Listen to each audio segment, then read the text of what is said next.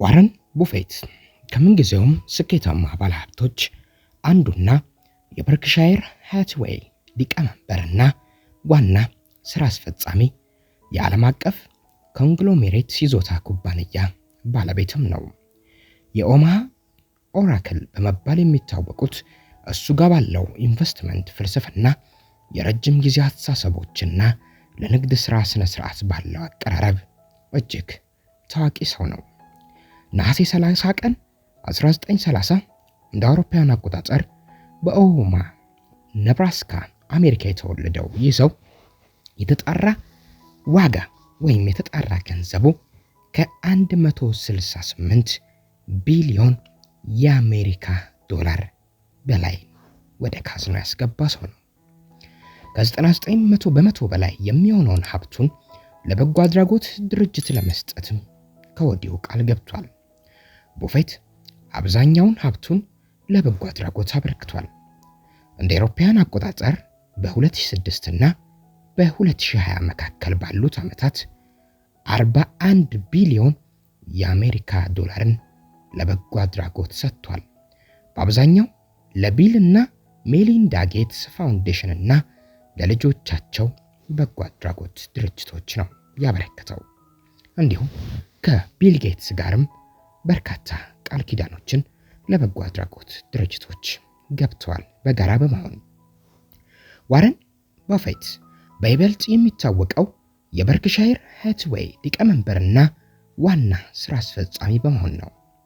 የዓለም አቀፍ ኮንግሎሜሬት ይዞታ የቢዝነስ ስትራቴጂው በእሴት ኢንቨስትመንት ላይ ያተኮረ ነው። ዋጋ የሌላቸው ኩባንያዎችን በጠንካራ መሰረታዊ ነገሮች በመግዛት እና ለረጅም ጊዜ ጠንካራ ሆነው እንዲቆዩ ማድረግ የሱ የቢዝነስ ዓላማውና መርሁ ነው። ዋረን ቡፌት የንግድ ቁልፍ ገጽታዎች አሉት።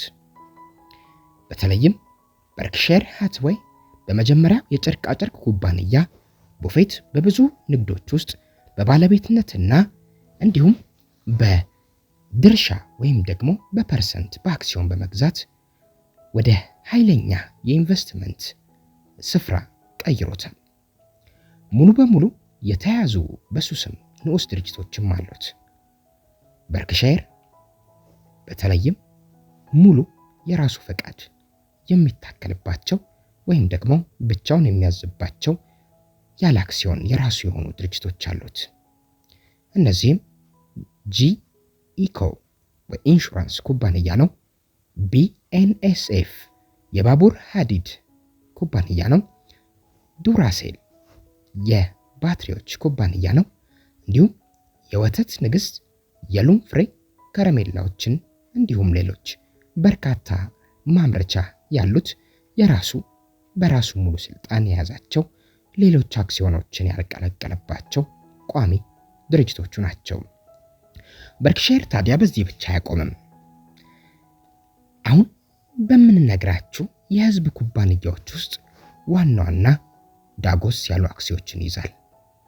እነዚህም አፕል፣ ኮካኮላ፣ አሜሪካን ኤክስፕረስ እንዲሁም የአሜሪካ ባንክ ላይ ዳጎስ ያለ ዋና ዋና አክሲዮኖችን ገዝቶ ይዟል።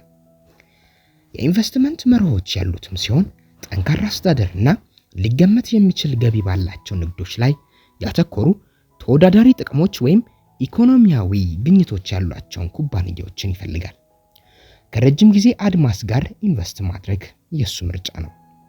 አላስፈላጊ አደጋዎችና ከመጠን በላይ ዕዳን ማስወገድም የቡፌት ድርጅቶች የሚጠበቅባቸው ነው። ዋረን ቡፌት በኦማሃ ኔብራስካ ነሐሴ 30 ቀን 1930 ሲወለድ አባቱ ሃዋርድ ቡፌት የአክሲዮን ደላላና በኋላም የአሜሪካ ኮንግረስማን ነበሩ። እናንቱ ደግሞ ሊላ ስታል ቡፌት የቤት እመቤት ናቸው። ዋረን ከልጆቹ ጀምሮ ለንግድና ለኢንቨስትመንት ከፍተኛ ፍላጎት አሳይቷል። ይህ ፍላጎቱ ከልጅነቱ ጀምሮ በውስጡ ያደረ ነው። በ6 ዓመቱ ከአያቱ ግሮሰሪ ውስጥ የማስቲካ ጥቅሎችን ገዛና ከቤት ወደ ቤት እያዞረ ሸጣቸው። በ11 ዓመቱ የመጀመሪያውን አክሲዮን 3 አክሲዮኖችን የከተማ አገልግሎት ተመራጭ በሆኑት ለራሱ እንዲሁም ለእህቱ ገዛ። በጉርምስና ዓመቱ የፒንቦል ማሽን ቬንቸርና የጋዜጣ ማቅረቢያ መንገዶችን ጨምሮ በርካታ ትናንሽ ንግዶችን ይሰራ ነበር። ቡፌት በማንበብ ከፍተኛ ተጽዕኖ ያምናል። በተለይም $1000 ለማግኘት 1000 መንገዶች የተሰኘ መጽሐፍ ይህ የማዕወለ ንዋይ ፍላጎቱን አነሳስቶለታል። በኋላም ወደ ነብራስካ ዩኒቨርሲቲ ከመዘዋወሩ በፊት በፔንስልቬኒያ ዩኒቨርሲቲ የዋርተን ትምህርት ቤት ገብቷል። እዚያም በንግድ ሥራ ተመርቋል። ከዚያም በቤንጃሚን ግራሃም በኮሎምቢያ ቢዝነስ ትምህርት ቤት ተምሯል። ይህም የኢንቨስትመንት ፍልስፍናውን በጥልቀት ቀርጾታል። ቡፌት በ1951 እና 1954 ከአባቱ ቡፌት ፋልክና ኩባንያ የኢንቨስትመንት ሻጭ ሆኖ ሰርቷል። ከ1954 እስከ 1956 በግራሃም ኒውማን ኮርፖሬሽን እንደ ሴኩሪቲ ተንታኝነት ሆኖም ሰርቷል።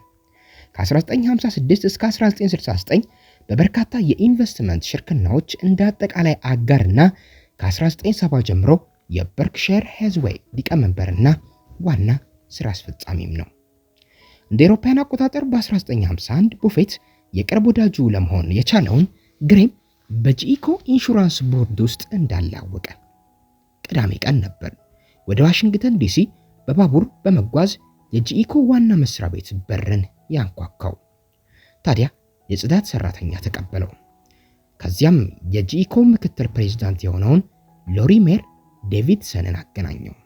እናም ሁለቱ ስለ ኢንሹራንስ ንግድ ለሰዓታት ተወያዩና ቡፌት የመጀመሪያውን የጂኢአይሲኦ አክሲዮን ገዛ። ቡፌት ታዲያ ወደ ኦማ ተመልሶ የዴል ካርኔጊ የህዝብ ንግግር ኮንግረስ ሲወስድ እንደ አክሲዮን ደላላ ሆኖ ሰራ። የተማረውን ተጠቅሞም በኔብራስካ ኦማሃ ዩኒቨርሲቲ የኢንቨስትመንት መርሆች የምሽት ክፍል ለማስተማር በራስ የመተማመን ስሜት ተሰማው። የተማሪዎቹ አማካኝ ዕድሜ ከራሱ እጥፍ በላይ ነበር በወቅቱ። በዚያም ጊዜም የሲንክሊየር ነዳጅ ማደያ እንደ ጎን ኢንቨስትመንት በማሰብ ገዝቶ የነበረ ሲሆን ነገር ግን አልተሳካለትም፣ ከስሮበታል። በ1954 ቡፌት በቢንያም ግራሃም ሽርክና ውስጥ ስራ ተቀበለ። የመነሻ ደሞዙ ታዲያ በዓመት $12000 ነበር። አሁን ባለው የዶላር ዋጋ 141,000 የአሜሪካ ዶላር ገደማ ማለት ነው።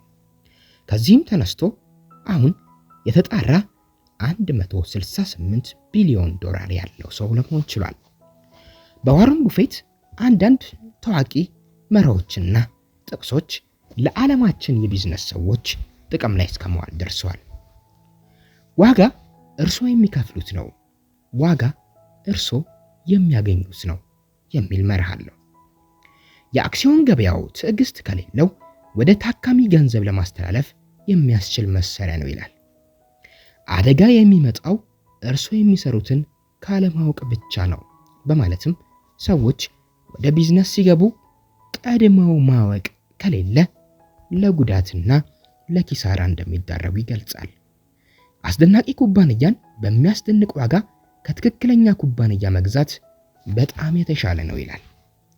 ምናልባት ከሰሩ የተባሉ አይጠቅሙም የተባሉ ድርጅቶችን የነሱን አቅም ወይም ደግሞ የነሱን የወደፊት መጻኢ ዕድል ገምቶ በትክክለኛ ዋጋ መግዛት ነው እንጂ የተሻለ አንድ ድርጅት ትልቅ ስለሆነ ብቻ በትልቅ ዋጋ መሸጥ አለበት ብሎ አያምንም። የኛ ተወዳጅ የማቆያ ጊዜ ለዘላለም ነው ይላል። ጉድጓድ ውስጥ ራስዎን ካገኙ በጣም አስፈላጊው ነገር መቆፈር ማቆም ነው ይላል። ምክንያቱም አንድ ሰው ጉድጓድ ውስጥ ከሆነ ሌላ ጉድጓድ መቆፈር የለበትም የሚል አሳሰብ ስላለው ነው። ማዕበሉ ሲወጣ ብቻ ማን ራቁቱን እየዋኘ እንደሆነ ታውቃለህ ይላል። በተለይም በቢዝነስ ስራዎቹ የረጅም ዓመታት ጊዜ እንደመውሰዳቸው በማዕበል ውስጥ ከዋኘ በኋላ ስኬታማ ሲሆን ግን ማን በስኬት ጎዳና ማን ደግሞ በኪሳራ እንደነበር ያኔ ይታወቃል የሚል አስተሳሰብ አለው። በንግዱ ዓለም የኋላ መመልከቻ መስታወት ሁልጊዜ ከነፋስ መከላከያው የበለጠ ግልጽ ነው ይላል። አንዴ ቢዝነስ ውስጥ ከገቡ ወደ ኋላ ማለት የለም። እኔ ያደረጉት ምርጥ ነገር ትክክለኛ ጀግኖችን መምረጥ ነበር ይላል። አክሲዮን አብሮት ስለገዛቸው ሰዎች፣ በሱ ድርጅት ስለሰሩ ሰዎች እንዲሁም በዙሪያው ስላሉ ሰዎች ድንቅ ምስክርነት ይሰጥ። ብዙ ነገሮችን ሰጥተህ እስካልሰራህ ድረስ በህይወት ውስጥ በጣም ጥቂት ነገሮች ብቻ ነው ማድረግ ያለብህ የሚል መርህም አለው። የቤርክሻየር ሃታዌይ ቢሊየነር ባለሀብትና ዋና ስራ አስፈጻሚ ዋረን ቡፌት ምንም አይነት ወንጀል እንዳልፈጸመ ይነገራል። በስነ ምግባራዊ የንግድ ስራ ልምዶችና ወግ አጥባቂ የፋይናንስ አስተዳደር ስራ አለው። በእነዚህ ነገሮች ያምናል። በአመታት ውስጥ ቤርክሻየር ሃታዌይ ወይም አንዳንድ አጋሮቹ በህግ አለመግባባቶች ወይም የቁጥጥር ምርመራዎች ውስጥ ሲሳተፉ አይታዩም። ትላልቅ ኮርፖሬሽኖች ውስጥ የተለመደ ነገር ቢሆንም ቡፌት ግን ራሱን በማንኛውም ወንጀል ወይም ደግሞ ተጠርጣሪነት ያድናል። ሁሌም ግልጽ፣ ታማኝነት እንዲሁም ደግሞ የተቀላጠፈና የተጠና የተመረመረ የቢዝነስ አሰራርን ይመርጣል። የዓለማችን ቱጃሩ ሰው